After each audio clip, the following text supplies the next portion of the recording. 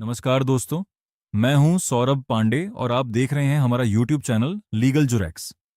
आज की इस वीडियो में हम FIR से जुड़ी पूरी जानकारी विस्तार से समझेंगे। FIR क्या होती है, EFIR क्या होती है, FIR कहाँ और कैसे दर्ज होती है, कितने प्रकार की होती है, कोर्ट में शिकायत कैसे की जाती है, और अगर थाना FIR दर्ज न करे तो आप क्या क्या कानूनी कदम उठा सकते हैं।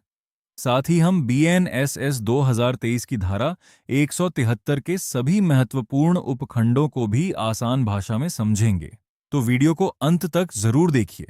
दोस्तों, FIR का पूरा नाम फर्स्ट इंफॉर्मेशन रिपोर्ट होता है, जिसे हिंदी में प्रथम सूचना रिपोर्ट कहा जाता है। जब किसी संज्ञेय अपराध यानी कॉग्निजेबल ऑफेंस जैसे हत्या, चोरी, लूट, अपहरण, बलात्कार, दहेज उत्पीड़न या गंभीर मारपीट की पहली सूचना पुलिस को दी जाती है, तो पुलिस उस सूचना को लिखित रूप में दर्ज करती है, जिसे FIR कहा जाता है। अब बात करते हैं कि FIR का कानूनी प्रावधान कहां दिया गया है।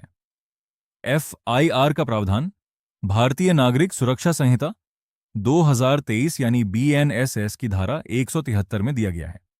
पहले यही प्रावधान कोड ऑफ क्रिमिनल प्रोसीजर की धारा 154 में था। अब जानते हैं कि FIR कितने प्रकार की होती है। पहली, रेगुलर FIR, जब सीधे पुलिस थाने में जाकर FIR दर्ज कराई जाती है। दूसरी, जीरो FIR, जब आप किसी भी थाने में FIR दर्ज कराते हैं, चाहे घटना किसी दूसरे क्षेत्र की हो, बाद में वह संबंधित थाने में ट्रांसफर कर दी जाती है। BNSS ने जीरो FIR को स्पष्ट रूप से मान्यता दी है। तीसरी, EFIR या इलेक्ट्रॉनिक FIR, अब BNSS 2023 के तहत इलेक्ट्रॉनिक माध्यम से भी FIR दर्ज कराई जा सकती है, जैसे ईमेल, ऑनलाइन पोर्टल या डिजिटल माध्यम से, लेकिन शिकायतकर्ता को 3 दिनों के अंदर हस्ताक्षर या पुष्टि करनी होती है। अब सबसे महत्वपूर्ण भाग, धारा 173 BNSS 2023 को समझते हैं। धारा 173 1 क्या कहती है? यदि किसी संज्ञेय अपराध की सूचना मौखिक रूप से दी जाती है, तो पुलिस उसे लिखित रूप में दर्ज करेगी और शिकायतकर्ता को पढ़कर सुनाएगी। यदि सूचना इलेक्ट्रॉनिक माध्यम से दी गई है, तो उसे 3 दिन के भीतर हस्ताक्षर करके पुष्टि करनी होगी। धारा 173 1 में यह भी कहा गया है कि क्षेत्राधिकार चाहे किसी भी थाने का हो, पुलिस FIR दर्ज करने से मना नहीं कर सकती। यही जीरो FIR का आधार है। यदि महिला के खिलाफ गंभीर अपराध जैसे बलात्कार, यौन उत्पीड़न आदि हुआ हो, तो FIR महिला पुलिस अधिकारी या महिला अधिकारी द्वारा दर्ज की जाएगी। यदि पीड़िता दिव्यांग है, तो उसका बयान उसके घर या सुरक्षित स्थान पर वीडियो रिकॉर्डिंग के साथ लिया जाएगा। अब धारा 173 2 समझिए। इस धारा के अंतर्गत FIR की कॉपी शिकायतकर्ता को बिल्कुल मुफ्त दी जाती है। अब धारा 173 3, कुछ मामलों में जहां अपराध की सजा 3 वर्ष से 7 वर्ष तक हो सकती है, पुलिस सीधे FIR दर्ज करने से पहले प्रिलिमिनरी इंक्वायरी यानी प्रारंभिक जांच कर सकती है, लेकिन यह जांच 14 दिनों के भीतर पूरी करनी होगी। अब धारा 173 4 बहुत महत्वपूर्ण है। यदि थाना FIR दर्ज करने से मना कर दे, तो शिकायतकर्ता लिखित शिकायत SP यानी सुपरिंटेंडेंट ऑफ पुलिस को भेज सकता है। यदि SP को लगता है कि मामला संज्ञेय अपराध का है, तो वह स्वयं जांच करा सकता है या FIR दर्ज करने का आदेश दे सकता है। अब बात करते हैं कि अगर पुलिस और SP दोनों कार्रवाई न करें तो क्या होगा। ऐसी स्थिति में आप न्यायालय जा सकते हैं।